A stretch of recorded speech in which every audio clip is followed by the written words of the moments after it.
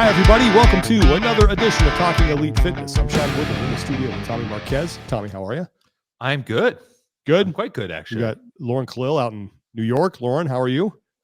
I am good. I set up my grill today in 20-degree weather. Is it charcoal or propane? So I have a charcoal one. I finally upgraded to propane because I just couldn't be outside any longer in the winter using a charcoal one. So this solved the problem. Here's a quiz. Now, if someone asks you for a steak well done, what do you say? Oh, no. Ew, that's disgusting. That's right. You politely but firmly ask them to leave. That's a king. Oh, is that a movie reference? That's a TV show reference. King of the Hill. King of the Hill. So. Oh, I know that show. What? My brother had that panel on his graduation cap. Did he really? He had that exact panel. It's good for him. He goes, oh, there it is. A U of A diploma, perfectly cooked. And then Bobby comes up and goes, what if someone asked for an ASU diploma? And he goes, we asked them kindly but firmly to leave. That's pretty on brand for your brother. It was. Well, we have a lot to talk about today. Big announcement regarding Mal O'Brien. We will get to that. We know the matchup for 24.2, and we have an interview with the Peak team. All four of them showed up. Noah Ohlsen, Tola Morakinyo, and yes, that is the right way to say his name, and he confirms it here. Leave me alone when I say it that way. I'm serious. Leave him alone. It's always some idiot in the comments. Oh, after 5 years, you still don't know why are we saying his name wrong? Because its name is Morakinyo, and we were all saying it wrong for the longest time. And we got Lena Richter, and Matilde Garnes. She's there as well. They had some good stuff to say about training together and how the whole team came together and why they think they can win it all. So, but before we get into any of that, I'm convinced we could do a whole show on this sponsor. On Thursday? On Thursday. We want to thank our sponsor, and that is Thursday, because this stuff has become such an integral part of my routine. And as I say, I don't get enough sleep, and I know that. I'm working on it. I'm trying to get better. But because of Thursday, the sleep that I do get is solid. So much so that tomorrow, Tommy and Lauren, I'm back on the 5 a.m. train. Oh. Back on the 5 a.m. CrossFit train. Oh, dang. Go join the 5 a.m. crew, throw down. It's a bear tomorrow, too. So Thursday is a collagen-based drink powder that helps with joint and connective tissue repair. I need that now that I'm 50. That's two birds with one stone. Gotta feed the jerks. Yeah. Been acting up with this rain, you know. It's got magnesium, L-theanine, GABA, helps calm your central nervous system and support deep REM sleep. And the other night, Tuesday night, I went to the Dropkick Murphys show. Fantastic concert. And my wife and I stayed up pretty late. Ooh. Got home pretty late. You almost a runaway evening? We had a runaway evening. We did. And she had to go to work early. I had to be up early. So I went to bed at 1 and got up at 6. And I remember waking up twice. That's it. But I was out the rest of the time. And I had enough energy to get through the day. And that's what Thursday does. So if you want to go and get on board the Thursday train and improve your sleep and recovery, go to thirdzy.com. That's THIRDZY.com and use our code TEF and you will save 20%.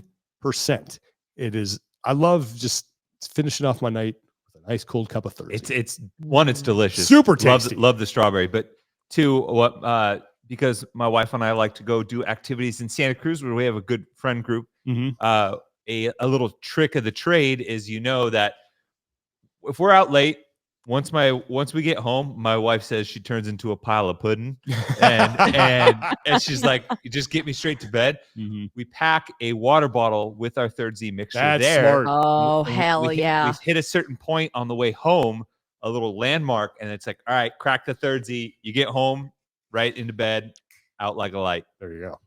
All right, thirdzy.com. Use the code TEF. You're going to save 20%. You're going to improve your recovery and your sleep. It is, like I said, we could do a whole show on this.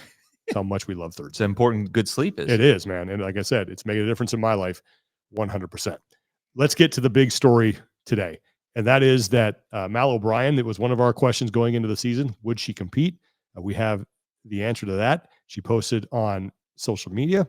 I will pull up the post here, and then I will let Mal just speak for herself. I feel very at peace, I would say. I felt very overwhelmed and frustrated and anxious the past few months, and now being here in Hawaii, I feel very at peace and kind of like it's a fresh start for myself. My focus overall is definitely just my well-being as a person, because it's not something I focused on almost ever. So with that being said, I won't be competing in the 2024 season. I truly feel like it's not what I need in my life right now. I'm focused on other areas and more important things in my life than competing. Just because I'm not competing in the 2024 season doesn't mean that I won't ever. I'm not putting a timeline on anything, and I'm just kind of letting it play out, see what feels best for me. I'll forever be a part of the sport, still supporting the brands that have helped me through this and the people that follow my journey and friends and athletes that I know.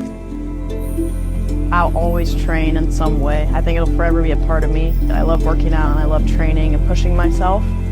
And I'm still planning to produce content, create some of my own stuff, and have the freedom to train how I want and what feels good for my body. If anything ever changes with that, you'll hear it from me first. Just want to say thank you to everyone that has been super supportive on this journey and understanding in my well-being and just my overall health and wellness in my life.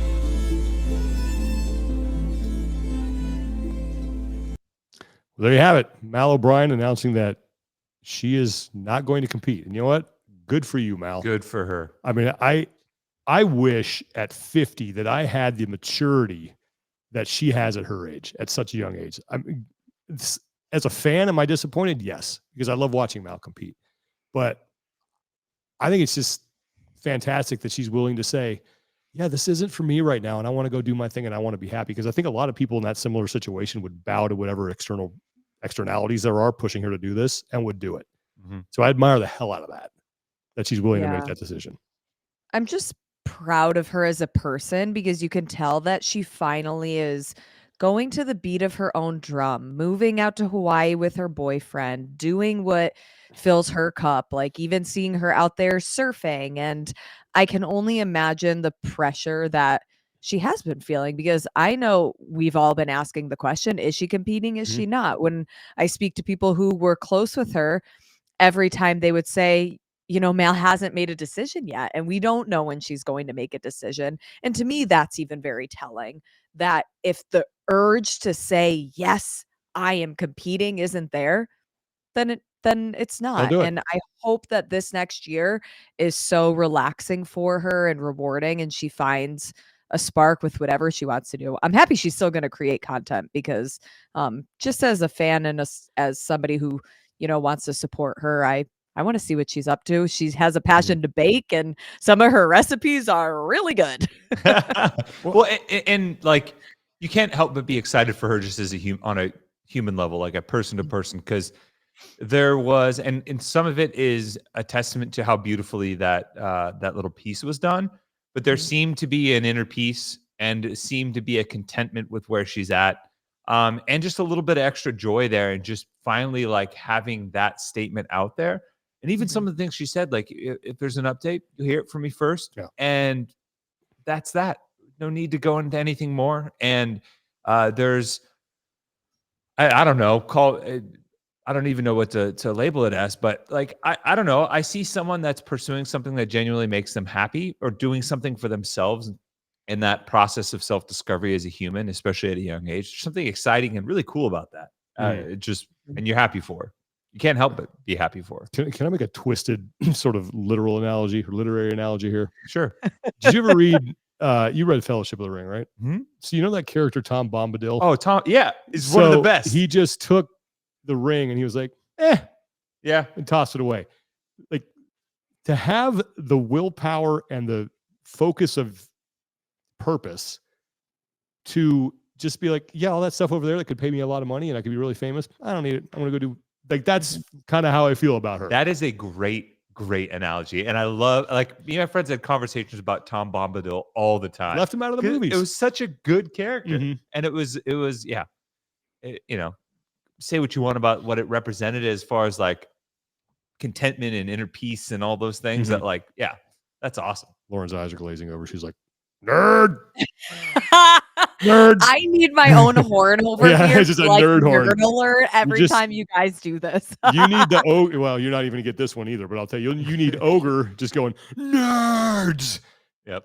But I think it's a look. And I'll say this, and I hope to say this to Mal in person if and when I get to see her. But I admire what she is doing, and I admire the strength of character that she has had to say, this is not for me. I need to work on myself. And honestly, it has helped get me to a place where I say, I got to work on that. I have to fix this about me, and maybe I need to find someone who can help me do that. Like, I would not, I don't think, have had the willingness to do that had it not been for her example. So thank you, Mal. Sure. Admire the hell out of that. And like I said, as a fan, I love watching her compete. Yeah. But she didn't want to do it. And it's not what she needs right now. So go be happy. And look, I was just in Kauai, man.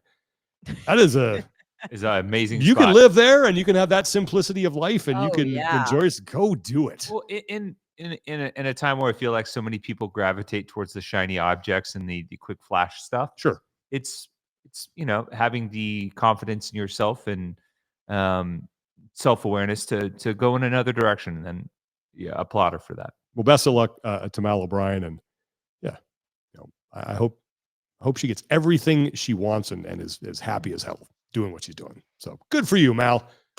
Round of applause. Yep. Okay.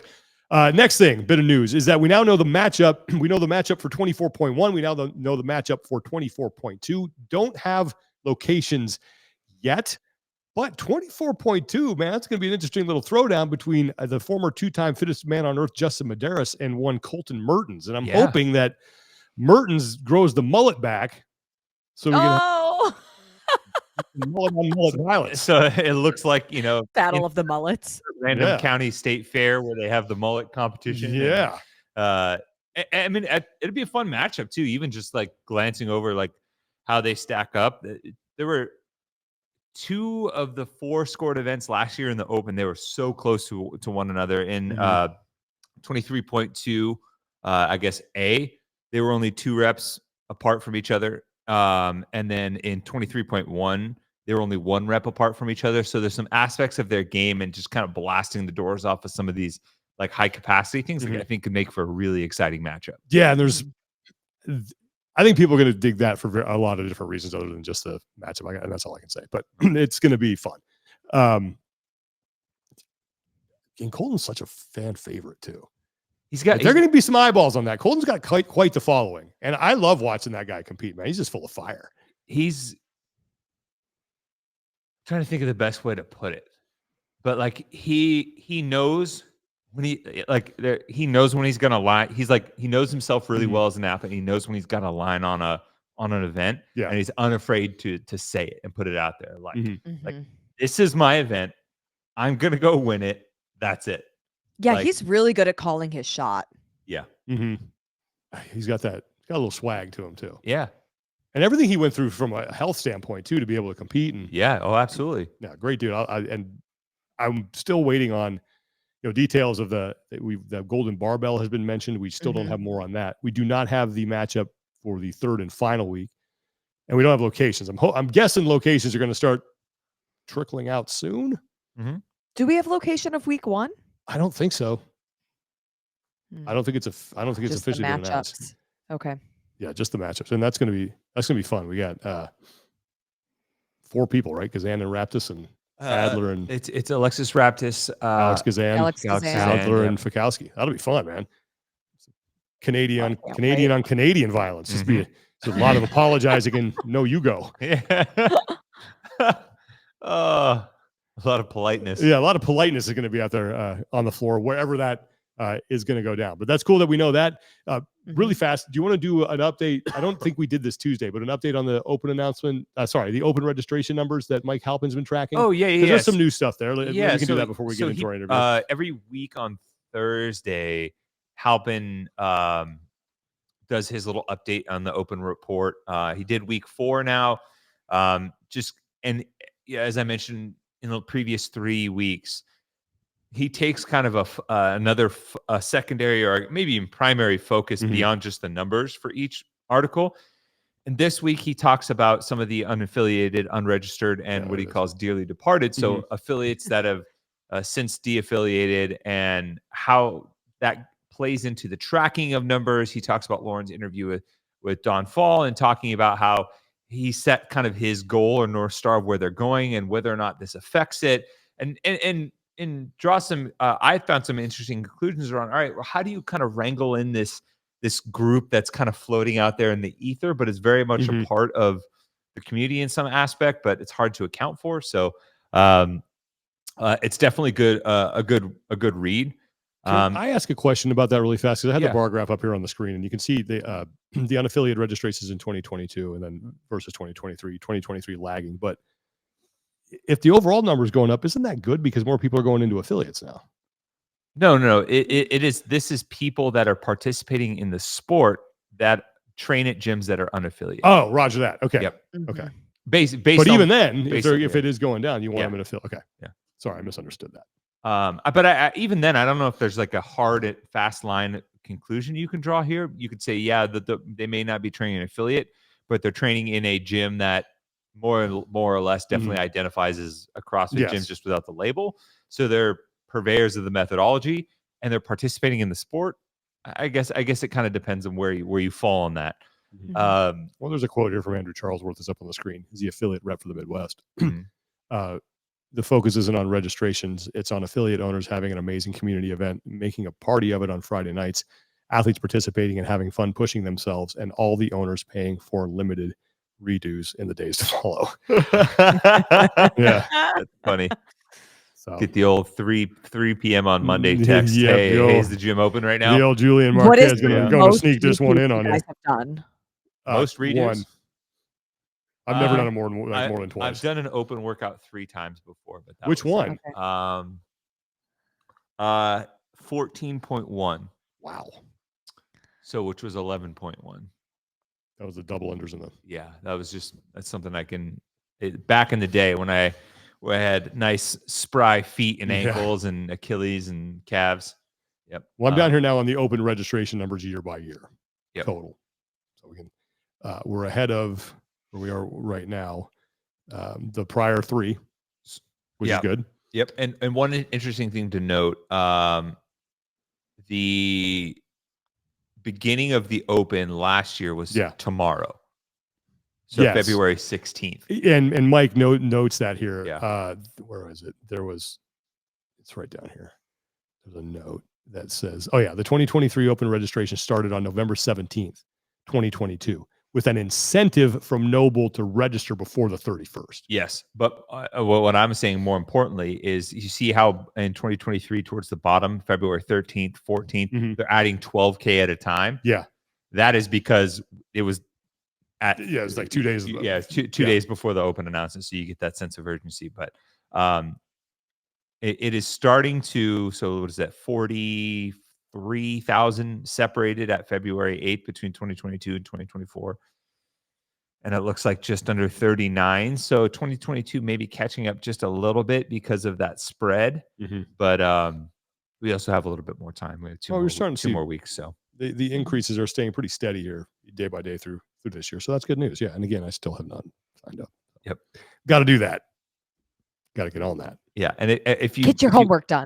And if you look, I mean, if that, anywhere from 10 to 12,000 for the final 5 days, day over day holds, then you're looking at a final burst in the Monday through Thursday-ish kind of look of.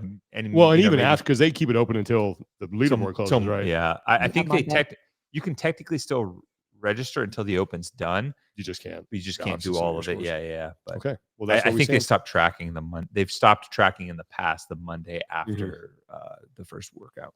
Lauren is still the only one of us 3 who has signed up. Good job, Lauren.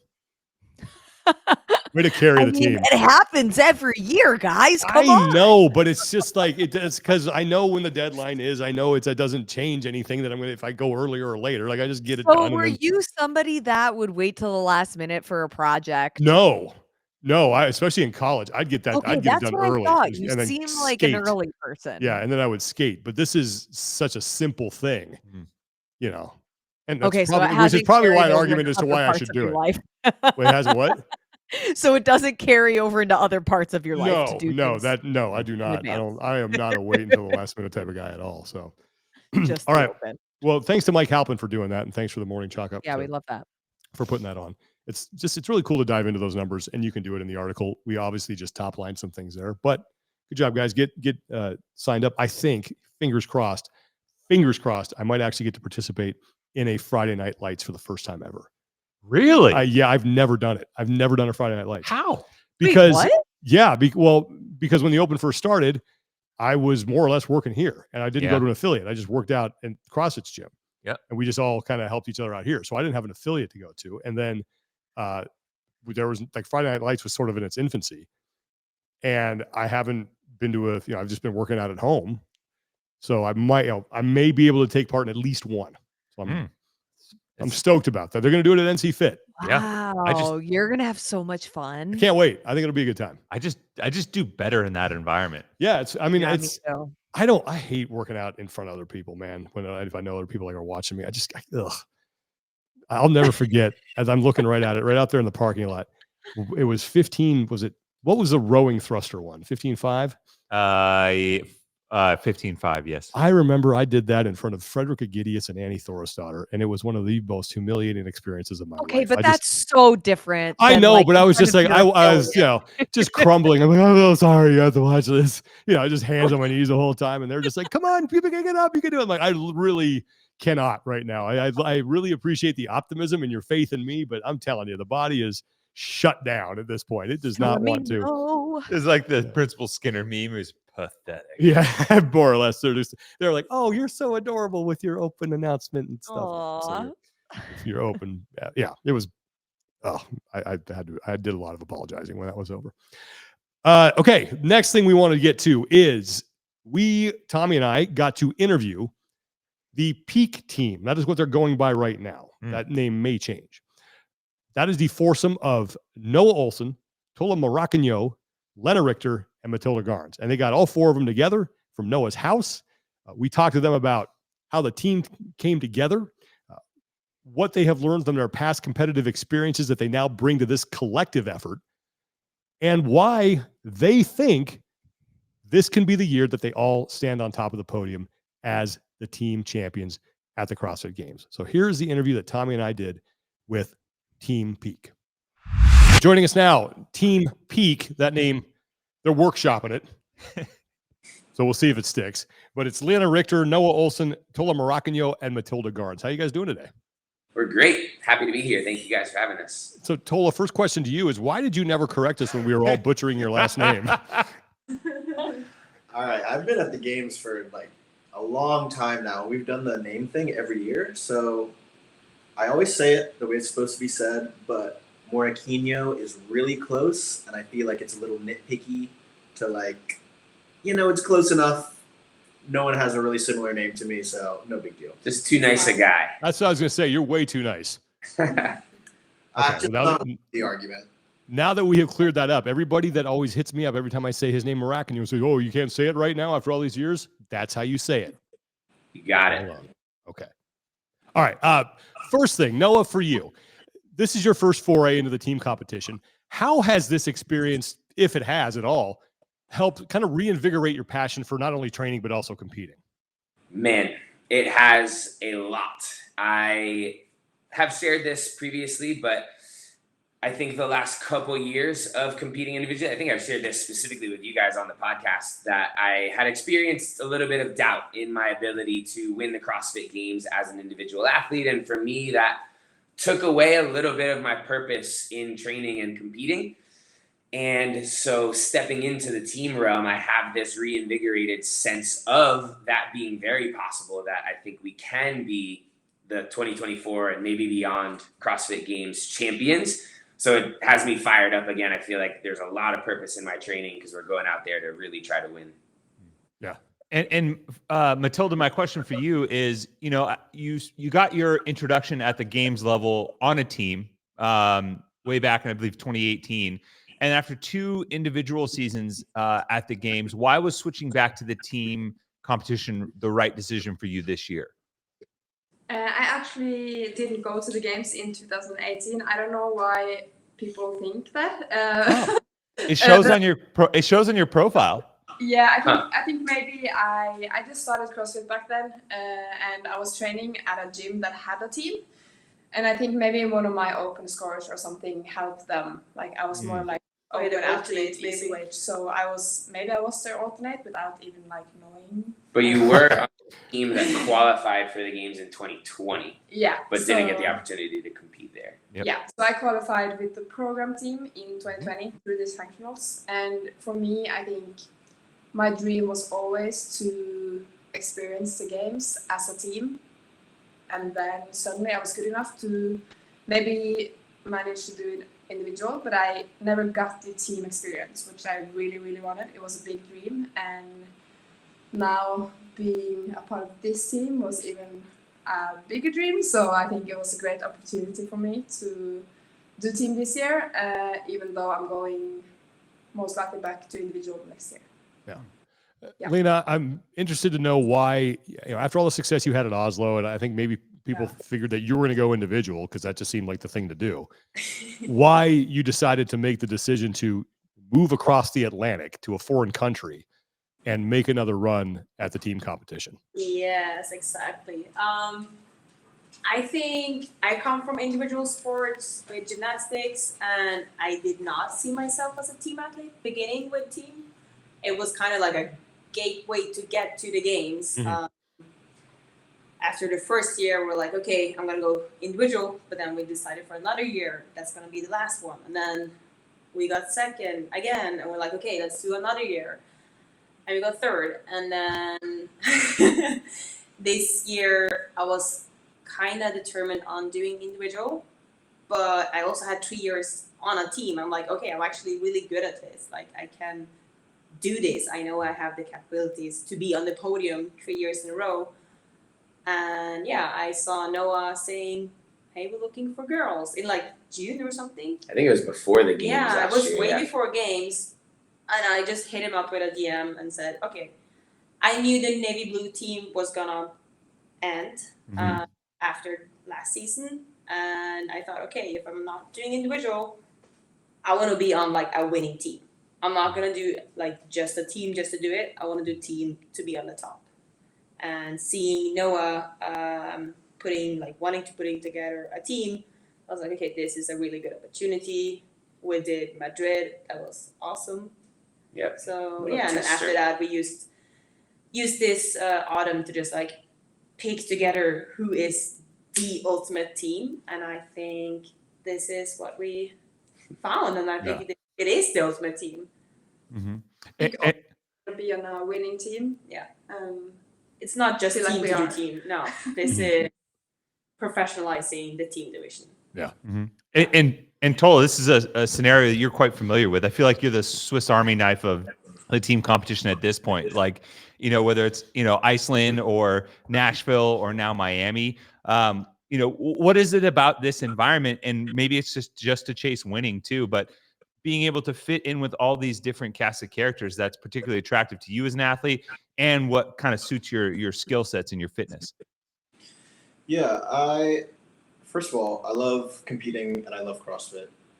It's, given me an amazing opportunity to pursue some of the things that I just really enjoy about life in general, being able to travel, being able to meet a bunch of amazing people. And I think I really thrive on getting to be a sponge from all the different training camps that I've been a part of, all the amazing athletes I've gotten to be teammates with, training partners with. I mean, the list goes on and on of all the great coaches and athletes I've gotten to interact with. And for me, I think it's invaluable, the amount of experience that I've gotten through that and amount of growth I've had. I feel like through the team training environment, I have better growth than I would training by myself. I think a lot of people underestimate the value of it, and I think a lot of people would be better than they are if they did a year or two of team to like really touch up on what they're missing in their game, and they may just find that they enjoy it more. That's kind of where I've landed, that I'm pretty sure I could go individual if I made that decision, but I'm really happy competing on teams. I'd really love to win. I'd really love to win more than once. And this is just a really exciting team for me to be on. We're going to have a great season. You mentioned all the experience that you've been able to sort of glean from other training camps. And Lena, I would love to get your thoughts on this too, but obviously fitness matters. You know, when you put 4 fit individuals together, the expectation is they're going to have a good team. But what are the things that people don't think about that make a big difference in whether or not a team is going to be successful? Yeah. So I come from a more typical affiliate team where like we were 4 fit people from the same gym, not the classical super team. And what made us so special was just like working together and spending that time training together every day.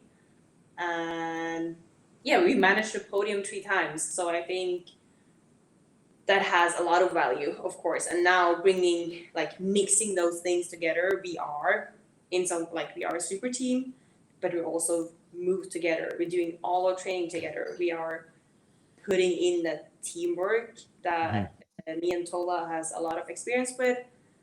And yeah, it's very, how do you say it? I don't know the proper English word for this, but it's undervalued for sure. Okay. And, I think that was one important thing for us in putting together the team this year, was being able to spend a ton of time training together, actually building that bond. I think we all want to win, obviously, but I also want it to be a very pleasant experience for everyone. I want us to be like really tight at the end of this. We've already become really good friends, but I want us to be like a family when we get to the games and get to celebrate, hopefully, that victory all together. I would say one aspect, I think, of when you use the word family, it doesn't just encompass the good things, right? It encompasses the down moments and being able to rely on each other when you have a bad training day or you have a bad training month or injuries pile up or anything that just doesn't feel quite right. And I think part of that comes with personality and how people fit into those different roles. And is there any sort of inkling about kind of each other's roles in those moments and how your personalities fit at this point, even so early on in the season? Yeah, I don't know who wants to take that.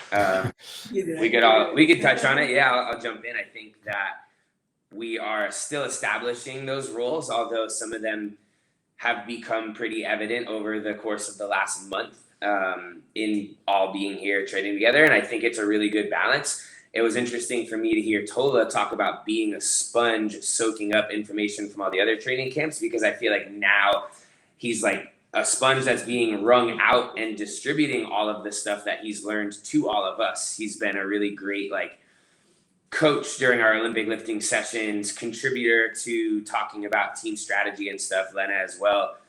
Matilde is an awesome team player.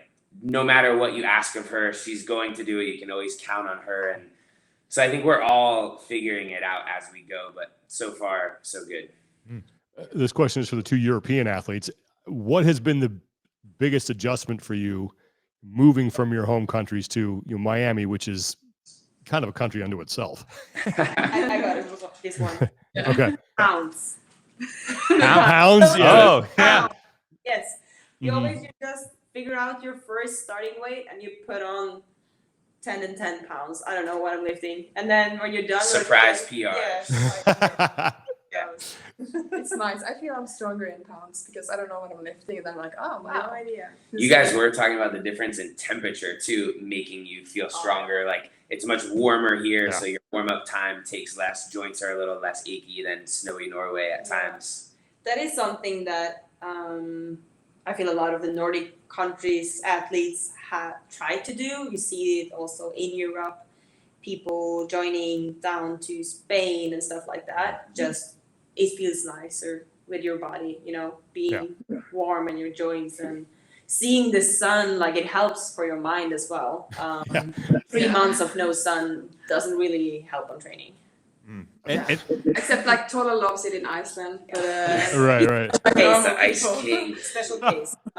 I think it just the joints feel better in the heat, but I think it's something to get used to. Also, training hard, doing hard metcons. It's something I struggle with the heat here. So for me, I'm excited to see how just living in the accurate climate and also the correct time zone for the games will impact my body and my performance. I've always like performed better in Europe or the same time zone or like Dubai. I've struggled a bit with traveling to the games from Europe the last 2 years individual. So I think this will be a good experience. Has there anything that you've seen in Miami where you just kind of do a double take and you go, oh, I guess that's a thing? You guys have to take that one. Peacocks in the street. Yeah. That's not a very typical Miami thing, It's though. That's not? kind of just our neighborhood. It's weird. Yeah. I can like see a peacock now, almost, if I want to. Yep. Yes. From the window, yeah. Wild peacocks. Chickens in the street. That's a Miami thing. Yeah. Kinda. I don't know. I noticed the birds. You know. I mean, I don't know, Tola, you could answer this too because you've been all over the world the last couple. I don't. Yeah, I think Miami's just a special place. Like you said, it's kind of a country in its own, and so moving here is definitely a bit of an adjustment from moving to other places in the U.S., but I'm enjoying it a lot so far. Oh, I have one too. I really want to like emphasize the community at Peak 360. That has been amazing and very special, I think. Yeah.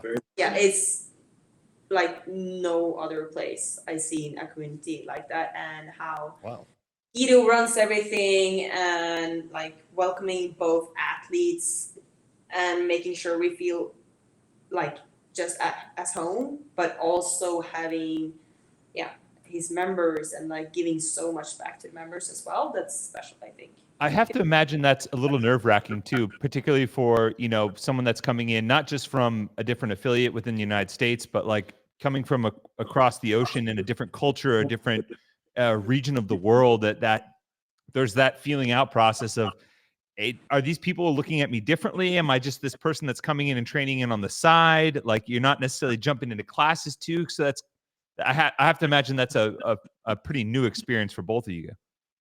We have done a little bit of that, jumping in with the classes to be able to. I feel like as a team and as a gym, we're being very intentional about building that bond and kind of weaving the two together. So we have had a couple events where the gym has gotten to know the athletes on the team and vice versa. We've taken a couple Saturday classes, a couple Wednesday partner workout classes as well. So I'm very grateful to hear that these guys are feeling right at home. That was a big goal for us, was to make them feel as warmly welcomed as possible. Yeah. What are the biggest lessons that you've learned so far, even though we're still like, the season hasn't even started? Anybody in particular for that? Any, just fire away. Whoever wants to go first. Hit it, T. I think for me, like Lena said, she's coming from individual sports. I'm coming from team sports. I've done soccer, as they call it here in the States, football in Norway, and handball. And I think like my dream in CrossFit was actually to do team before I did individual.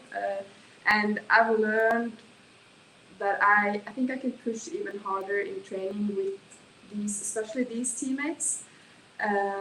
So I think like training wise, I can push better than I'm doing individual. I've always been quite good to compete hard, and I'm training hard, but I can always surprise myself a bit in competitions. And even like testing the workouts, if they're announced before our competition, I do so much better in competition every time. But I feel like I'm pushing myself in another way, training, like doing synchro stuff and training hard with these guys. So that's something I have learned. I think I always thought that like, doing team, if it's synchronized, it goes slower because you have to do it synchronized, but maybe it's just these guys that are in such a good shape. Such a good team. But it's, training is definitely more fun. Mm-hmm. Yeah.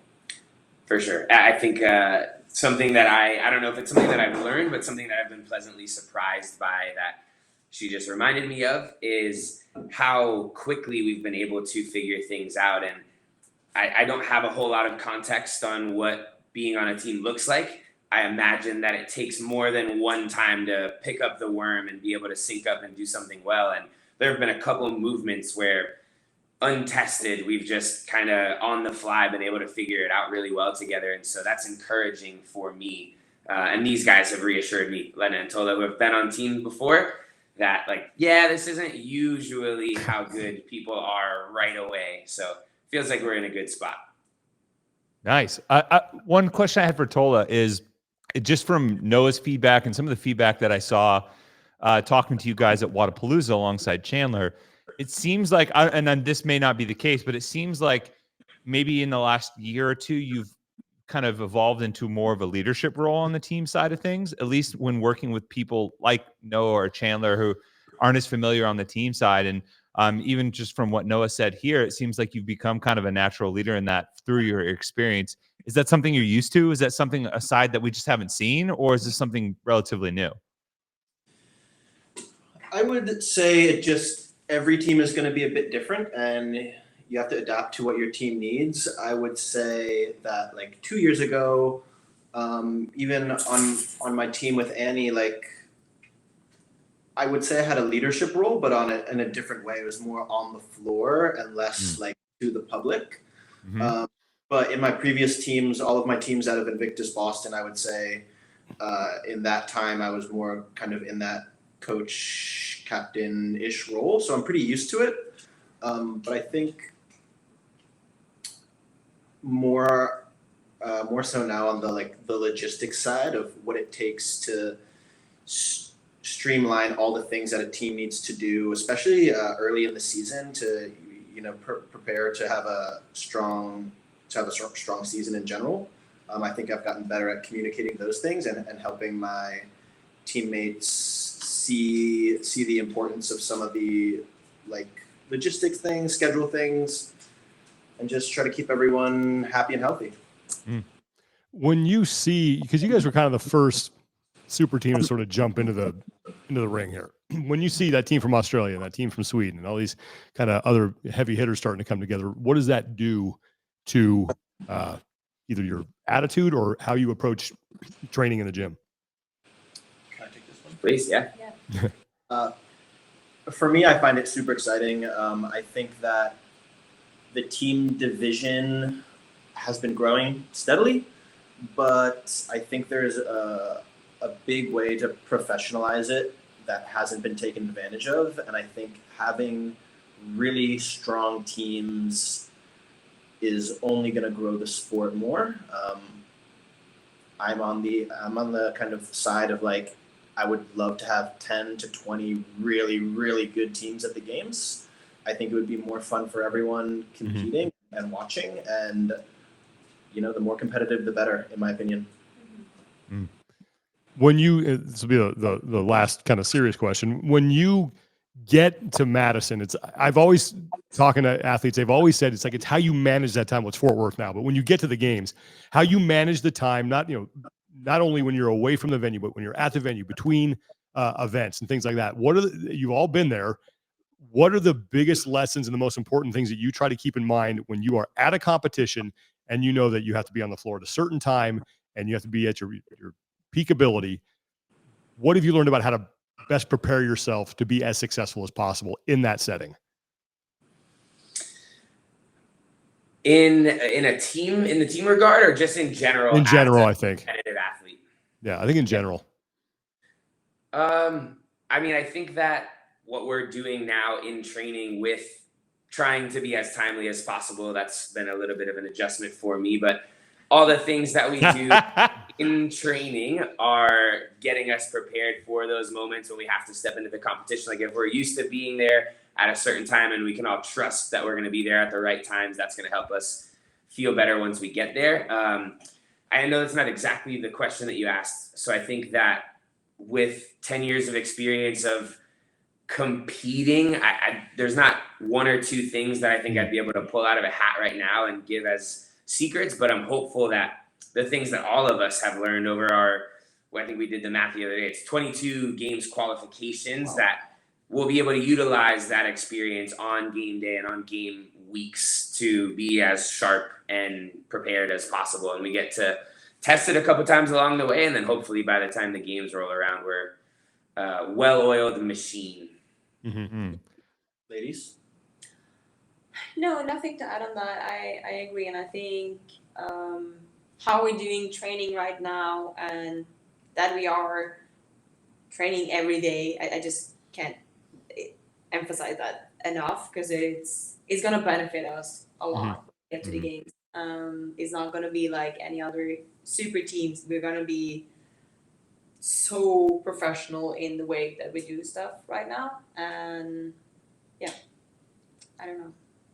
I want to jump in here real quick, because there was a reaction you guys just had when Noah said, "I'm trying to be timely," and I laughed too. And this kind of points to what my next question was: is that when you add new members to the mix, or a new team or anything like that, in any sport really, that time is spent with each other, that, I guess, intimacy, if you will, unearths some quirks and things about each other you may not have known, and kind of plays into some of the roles that people had.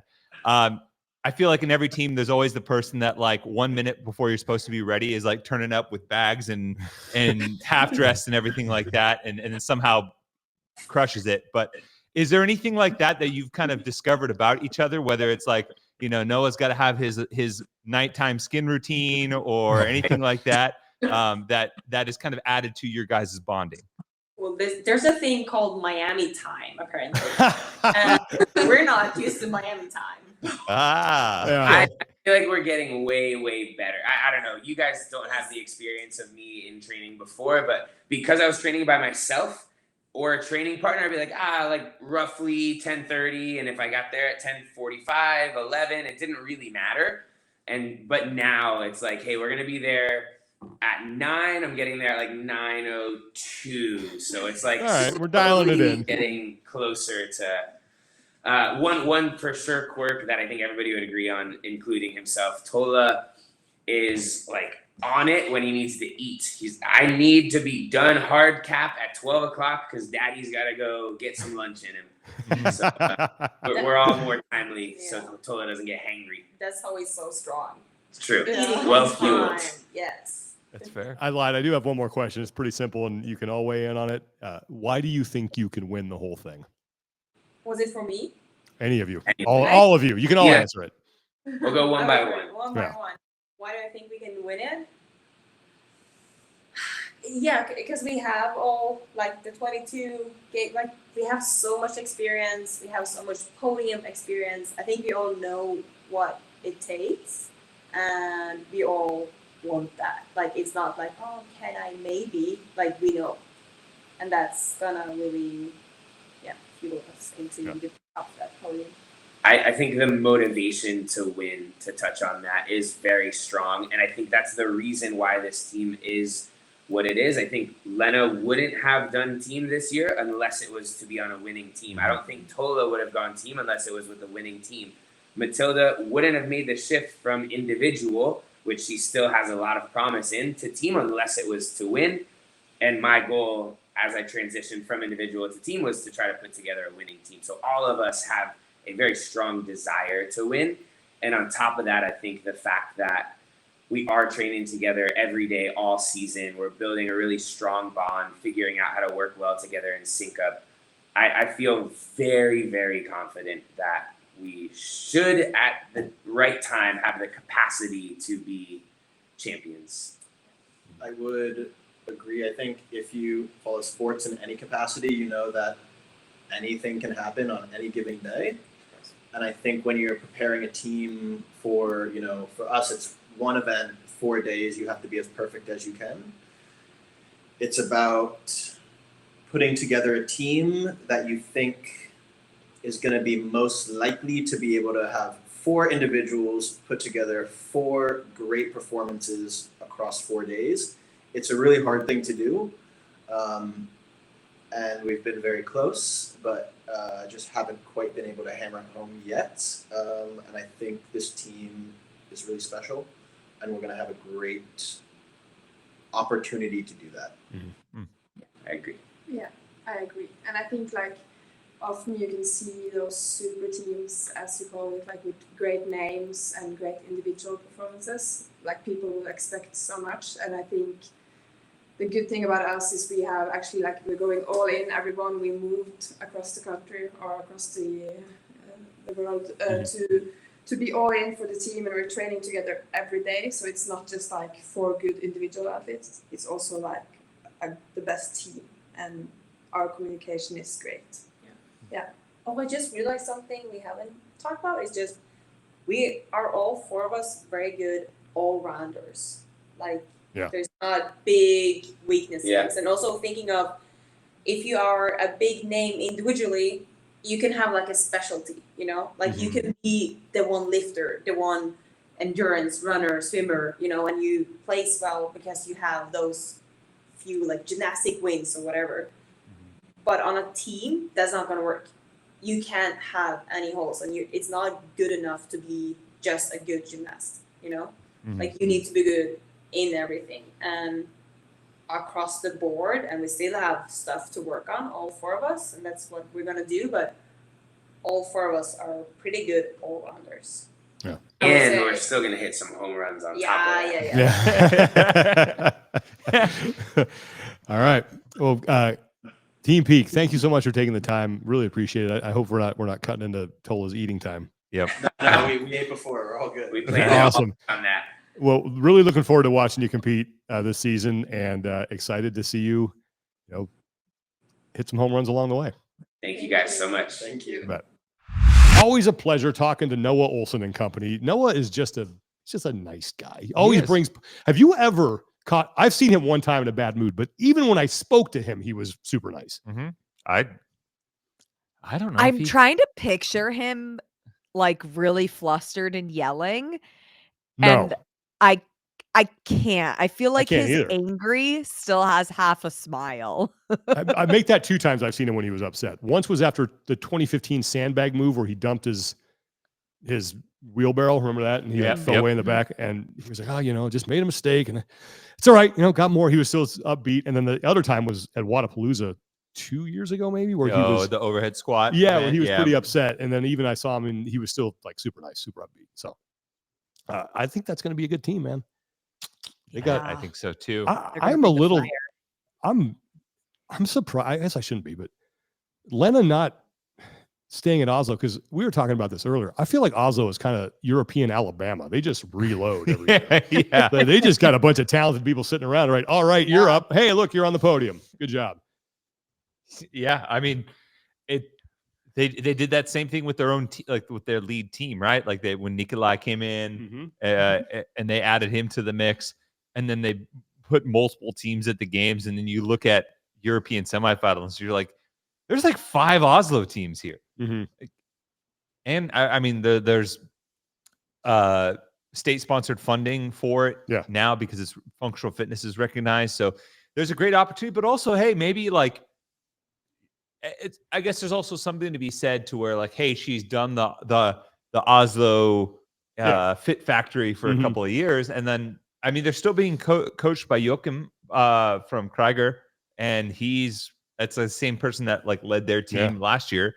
So I know they're working with him and helping organize a little bit. So she gets a little bit of that, with also just a fun, unique experience moving to Miami and living there. For sure. Yeah, and it's good to know that Tola is such a big Spider-Man fan. I know, big Spidey fan.